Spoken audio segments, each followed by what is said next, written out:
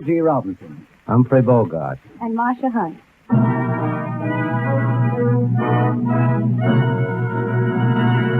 the Green Guild Theater.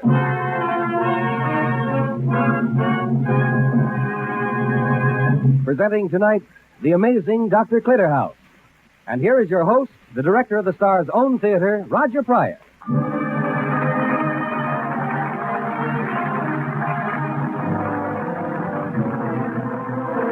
Good evening, everyone. Welcome you to the Green Guild Theater. Tonight, we offer the amazing Dr. Clitterhouse, starring Edward G. Robinson as Dr. Clitterhouse, Humphrey Bogart as Rock Valentine, and lovely Marcia Hunt as Miss Randolph. That unusual thespian, Roger Pryor, will portray the mighty arm of the law in the person of Detective Inspector Lane. And now, a word about our story. Uh-oh, that's somebody about to come in the office of Dr. Clitterhouse. Let's listen in and see what's cooking. Why, Dr. Clitterhouse, I didn't expect you back so early. Was Mrs. Updike's party duller than you thought it would be? No, just about as dull. I never met a woman with such amazing courage. Every time Mrs. Updike hits a high note, I expected to hit her back. Do you remember Inspector Lane of the police department, Miss Randolph? Of course. Did you enjoy the musicale, Inspector? As a matter of fact, nurse, I didn't get there till it was over. Oh? The inspector was invited quite as an afterthought, Miss Randolph. It seems that while Mrs. Updike was singing Close Thine Eyes in the parlor, somebody was in her bedroom stealing $100,000 worth of jewelry. Well, looks like there's plenty cooking, doesn't there? Now, friends, there's dirty work afoot, so let's get back into Dr. Clitterhouse's office, where he and Nurse Randolph and Inspector Lane are discussing the jewel robbery at Mrs. Updike's musicale. All right, Oscar Bradley, put us back in Dr. Clitterhouse's office. $100,000 worth of jewelry. That thief was no piker. Do you have any clues, Inspector? No, not yet, but we'll catch the fellow all right. Oh, yes, I was almost forgetting why he came here with me, Inspector. Miss Randolph, Inspector Lane has a headache. Will you get me that bottle of paradictyl chloride tablet? I believe it's in the cabinet. Yes, sir. Oh, and put my bag in the closet for me, will you? Certainly, Doctor. I hope your pills will fix me up. I haven't had a good night's sleep in weeks. Well, these robberies are getting on your nerves, Yeah, this Updike affair is the fourth in the last month. All obviously done by the same man, too. Yes, you have no idea who the crook is. No, not yet. But he'll make a mistake. They all do. Well, what kind of a mistake do you think he'll make, Lane? Is this that hobby of yours again? The medical approach to crime? Well, someday criminologists will thank me for that hobby. But I would like to know, what kind of a mistake are you hoping for? Well, it'd be nice if he went to the wrong fence. Fence? Oh, yes, receiver, you mean? Yeah, the guy who buys the hot stuff. Oh, yeah. If he picks the wrong one, that'll be the end for him because I know them all. From the double-crossing petty larceny guys right up to Rox Valentine. Rox Valentine. What an interesting name. Yeah, Rox is the big boy. We've never been able to get much on him. Rox Valentine, huh? Well, sounds like a pretty clever fellow. Here are the sleeping pills, Doctor. No, thank you. Anything wrong, nurse? No, nothing. Oh, you look a little upset. Well, this is the paradictyl chloride, all right. Found it in the cabinet, No, Doctor. It was in your medical bag. You, opened my bag?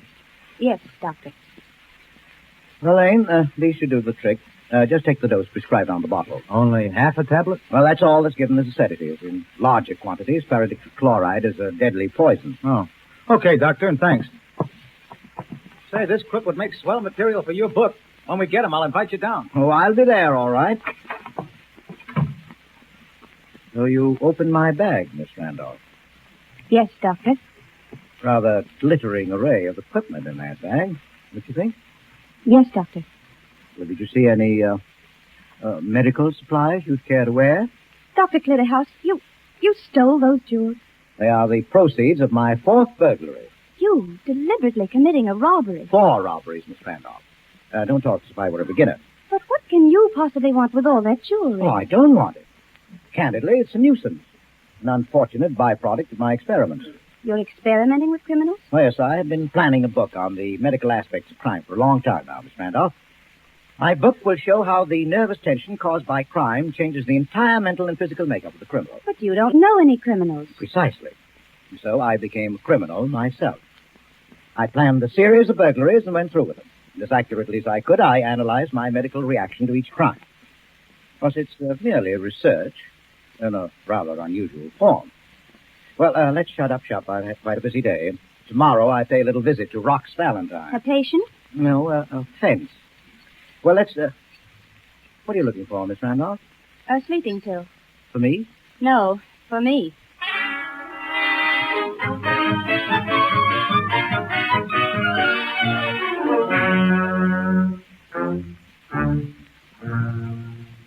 I'm telling you for the 10th time, there ain't no Rox Valentine in this apartment. Well, but he must be here. Hey, wait a minute. The Swede didn't send you here, did he? My good man, it doesn't pay to inquire too deeply into things that concern the Swede. Then you are from the Swede. Well, who said I wasn't? What does he look like? The Swede? Yeah. Well, he has blonde hair and blue eyes. Yeah. And what kind of accent does he talk with? Swedish. I guess you're okay. I gotta be careful, see, 'cause the heat's on for Rox. He gets kind of nervous at times. Oh, like really? this. Yeah. Well, tell me, have you ever examined him when he gets nervous? Does he exhibit any outward signs? Constriction of the pupils, for instance? Huh? I say, is there any constriction? You know what constriction is, don't you? Yeah, sure, but I ain't worried. I'm past the age limit. Well, come on in. What's going on, okay? This guy wants to see you, Rox. Yeah? Who are you? Well, that has no bearing on our business. Say the word, boss. I throw him Now, out. take it easy, Popus. I'll handle this. What do you want, buddy? Well, I understand your offense, Mr. Valentine. So what? What's your business? This. Holy smoke, diamonds. Boy, what a hunk of ice. Get out your eyeglass, Popus. See if they're the McCoy. Boss, he's not only 100% McCoy, but he's positively in person the Updike brooch. The Updike brooch. Yes. Here's the Updike tiara, the Updike necklace, the Updike bracelet, and the Updike dog collar. Holy smoke, what a dog collar for a pooch. What's the leech made out of, platinum? Hey, look, bud. Are you trying to tell us you pulled the Updike job? Well, I'm telling you, nothing. I think that these jewels being in my possession speak for me. Yeah, well, they ain't saying why you came down here to see me. Well, it's all very simple, Rox. I need you, and you need me. Now, what do you say to my joining you professionally? You mean become one of the mob? Yes. You're screwy. Well, I'm sorry we couldn't make a deal, Rox, but that's your business. You know, these Updike jewels are small stuff. Yeah? Oh, just a sample of the hauls we could make working together. Well, goodbye, gentlemen. Now, wait a minute.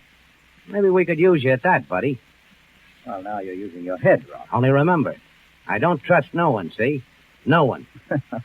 Well, I hope I'll give you good reason to alter that philosophy. He talks like a university professor, don't he? Yeah. Well, Professor, you're one of the mob now. Let's have a drink on it. Thank you. Well, here's to crime and research. And what? Never mind. Make it just to crime.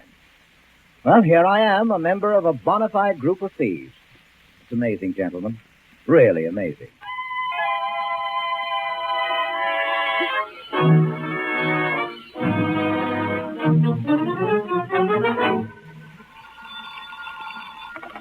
Dr. Clitterhouse's office.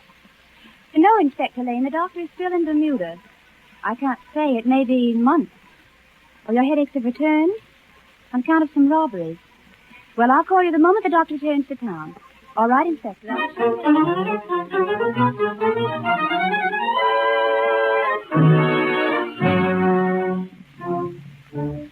Hiya, Professor. Oh, hello, Rox. Everything go all right? Yeah, that loft was a pushover. We split up. The boys will be back soon. Say, what's in that tube on your desk? Blood. I took the specimen from OK before he went out on the warehouse job. I'll take another when he gets back. You got more OK's blood now than he has. Say, I've been wanting to talk to you, Professor. All right, Rox, what's on your mind? I don't like the way things are going lately. What's the matter? We've been successful enough, haven't we? That ain't it. I used to be the head man around here. I don't like the way you moved in, see? And the main thing I don't like is that book you keep writing in. And I've told you 100 times there's nothing in this book that concerns you. Yeah, but if it don't concern me, why don't you show me what's in it? Well, really, Rox, you're making a mountain out of a molehill. I don't go in for this close-mouth business. Now, open up, Professor. What's your name? Who are you, anyway? Well, Rox, that is the major thing that doesn't concern you. Hiya, boys. The stuff is here and it's mellow. The most beautiful furs you ever see. Yeah, I picked out a nice mink for my wife. Her sable coat was beginning to look even shabbier than her Eamon. Throw the stuff on the table. Let's have a look at it. Yes, and while Rox is examining the take, I know. Here we go again. Okay, Professor. Jab away. You too, Popus. Roll up your sleeves. I'm ready with the needle. Please, Professor. I got enough holes in me now from this. Do you know how we spray the lawn at our house? No. I drink a glass of water and go out and stand in the grass. Well, there. Thank you, gentlemen. You've been very good subjects. You've told me all I wanted to know. It's a nice haul. There must be $500,000 worth of furs there. My cut will come to plenty. Well, your cut will come to even more than you think, Rox. Huh? What do you mean? Well, I'm going to divide my share among the three of you. Huh? You mean you don't want no money from this job? Exactly. What's the idea? Seems kind of funny to me. Funny is incomprehensible. Well, you see, gentlemen, it's a little farewell gift from me to you. Oh, so you're walking out, huh? Just like that, huh? Huh? Just like that. And taking your little black book with you. Oh, yes, indeed I am. Pardon me, Rox. I'd like to use the phone behind you. Thanks. Hello? Yes, I've decided. Well, tell Mrs. Gansford I'll see her in the morning. What? Yes, I weathered all storms, and I arrive home tomorrow for good. Yes, tomorrow, then. Well, goodbye, gentlemen. It's been very enlightening to have known you. So long, Professor. Happy days, sport. Thanks, fellows. And now that there are no hard feelings, Rock, Get out. very well. I'll see you in the medical papers, gentlemen. You think the guy's daffy? Daffy, nothing. I'm going to do a little research work on my own. Where's that phone? Give me a screwdriver, Popus. You gonna take the phone apart, Bob? Sure, I fitted a piece of the pencil lead under the dial. When your professor spun it, it went around with the dial and made a mark each time. I used a watch to click it over a notch with every spin. Holy smoke, look. Yeah, it worked pretty good. Now, there's 7 marks there. All I got to do is sort of translate them. Pretty nice of the professor to write down his own number for me. Well, here goes. You're phoning his number? Shut up. Hey, Rox, that ain't right. Shut up, I tell you. Hello? Is this Plaza 74018? Who? Dr. Who's residence? Oh. Never mind. Thanks. Oh, that's who he is. Well, now it's my turn.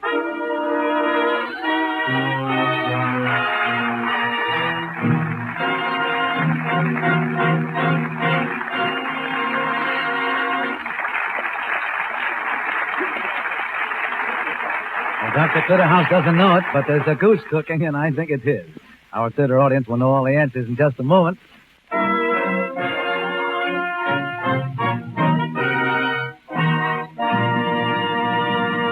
And now for the second act of The Amazing Dr. Clitterhouse, starring Edward G. Robinson as Clitterhouse, Humphrey Bogart as Rox, Marcia Hunt as the nurse, and with yours truly as Inspector Lane.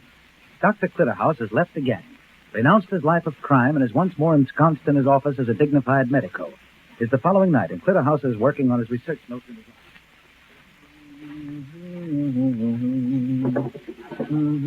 Ah, you sound happy, Professor.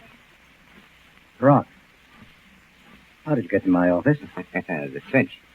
Kind of careless of a mastermind to leave his windows open. Dr. Clitterhouse. Oh. You know my name, too. Yeah, I know all about you. You intend exposing me to the police? Me do a thing like that?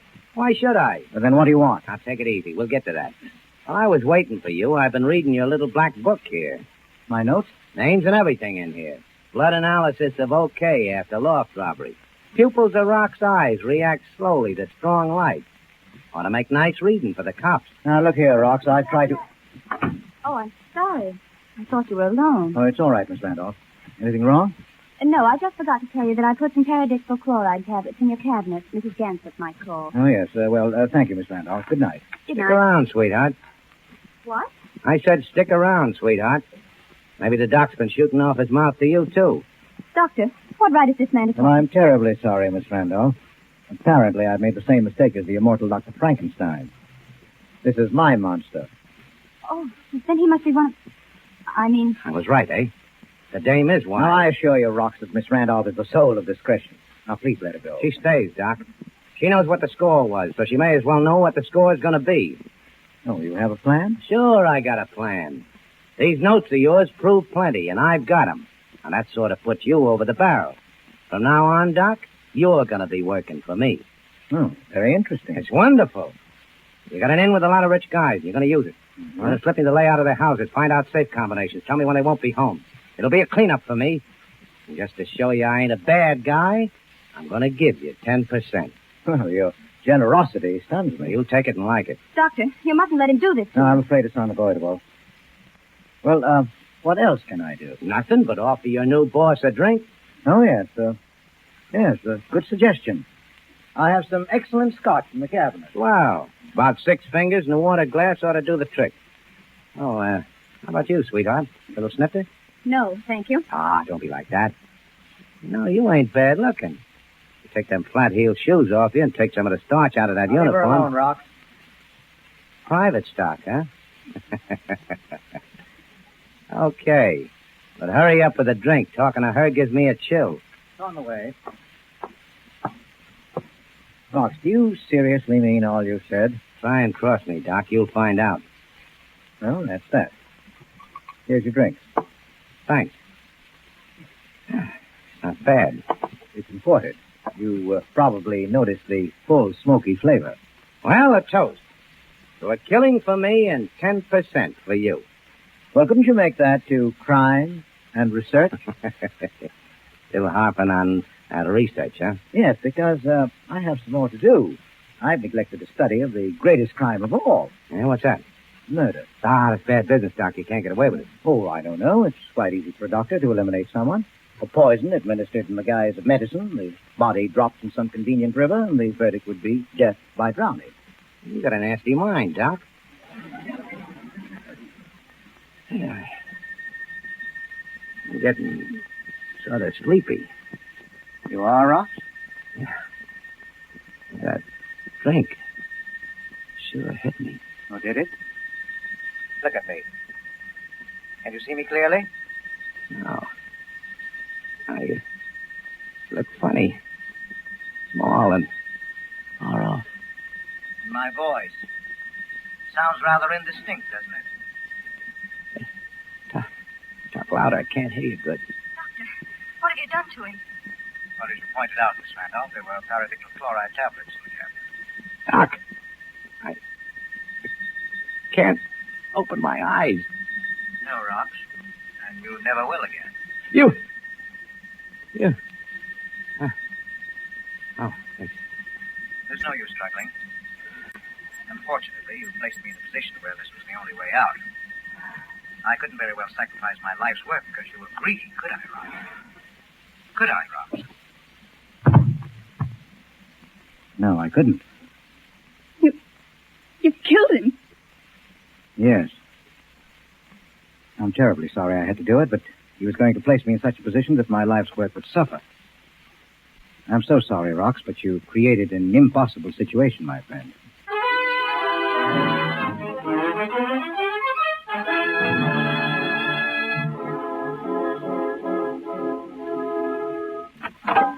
Good morning, Dr. Clitterhouse. Oh, Inspector Lane. Oh, delighted to see you. What brings you out so early, Inspector? I've got another splitting headache Oh, that's too bad. How long have you had it? since early this morning. It started when we fished the body of Rox Valentine out of the river. Really? He was full of poison. Paradictyl chloride. How distressing for him. Any clues? Yes. Yes, in his pocket was a book of matches with a telephone number written inside the cover. It was somewhat blurred by the water, but it's either Plaza 74018 What? or Plaza 74016. Well, it couldn't be Plaza 74018. That's my number. Yeah. So it must be the other one.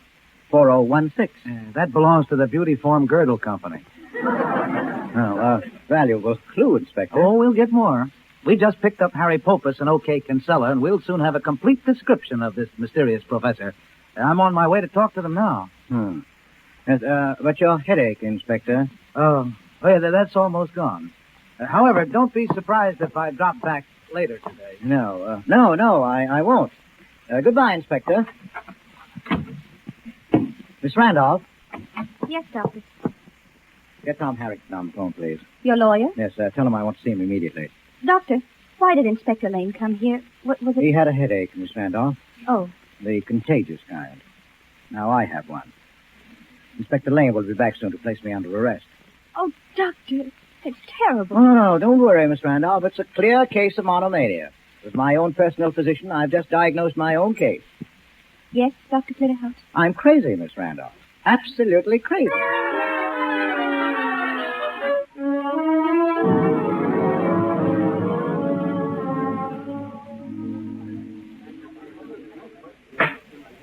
Order in the court, please. Will the foreman of the jury please stand? Yes, Your Honor. Have you arrived at a verdict? Well, no, Your Honor. We can't figure out the testimony of those alienists. They talk about melancholia and psychoneuroses and hyperamnesia until it drives us nuts. Pardon the expression. Their language leaves a doubt in your mind? That's right. We know Dr. Clitterhouse killed Valentine. He said so himself. But we've listened to all those experts, and we still don't know whether he's sane or whether he's, well... Go ahead. I'll pardon the expression. Thanks, Your Honor. Nuts!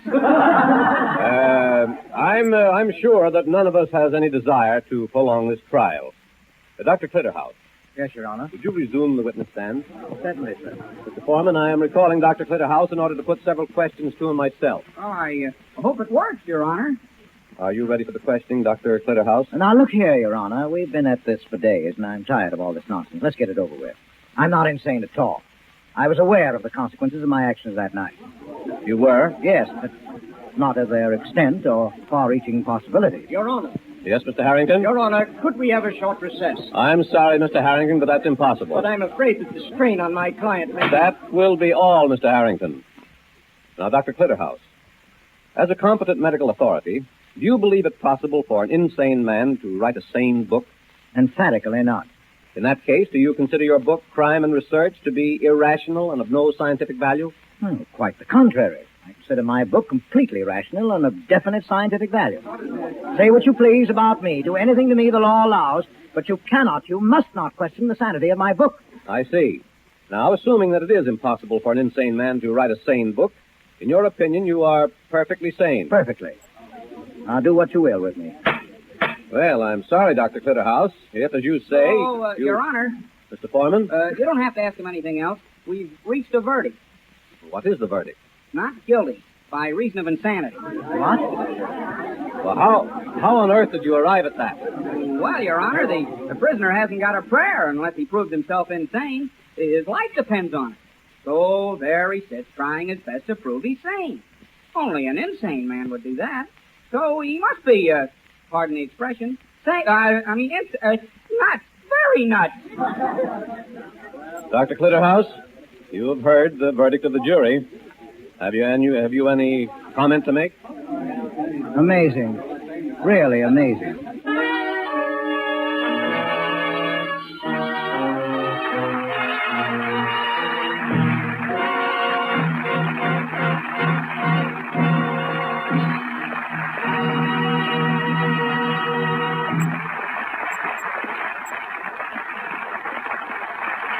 Thanks to Edward G. Robinson, Humphrey Bogart, and Marcia Hunt for a most entertaining show, enthusiastically contributing their performances in the Green Guild Theater tonight so that could donate the money they would have received to the Motion Picture Relief Fund for the care of those people in the industry who can no longer support themselves. Until next Sunday, then, this is Roger Pryor's. Good night, everyone.